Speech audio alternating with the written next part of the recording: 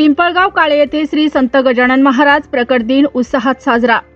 जळगाव जामोद तालुक्यातील पिंपळगाव काळे येथे दिनांक 8 फेब्रुवारी रोजी श्री संत गजानन महाराज यांचा 148वा प्रकट दिन मोठ्या उत्साहात भक्तिमय वातावरणात संपन्न झाला। श्री संत गजानन महाराज यांच्या प्रकट दिनानिमित्त पिंपळगाव काळे येथील छत्रपती संभाजीनगर येथील संत गजानन महाराज मंदिरामध्ये भाविकांची मोठ्या प्रमाणात दर्शनाकरता गर्दी झाली व भाविकांनी मोठ्या प्रमाणामध्ये भक्तिमय वातावरणात दर्शनाचा लाभ घेत सकाळी संत गजानन महाराज यांची आरती झाल्यानंतर गावातून टाळ व मृदुंगाच्या तालामध्ये संत गजानन महाराजांची गावातून पालखीद्वारे शोभायात्रा काढण्यात आली।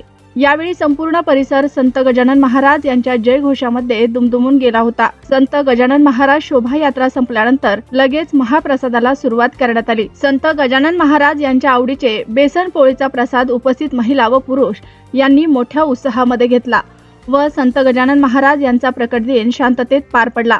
यावेळी पिंपळगाव काळे येथील संत गजानन महाराज संस्थेचे अध्यक्ष, उपाध्यक्ष व सदस्य तसेच गावातील नागरिक मंडळी यांनी यशस्वीतेकरिता अथक परिश्रम घेतले व संत गजानन महाराज प्रकट दिन मोठ्या उत्साहाच्या भक्तिमय वातावरणात पार पडला।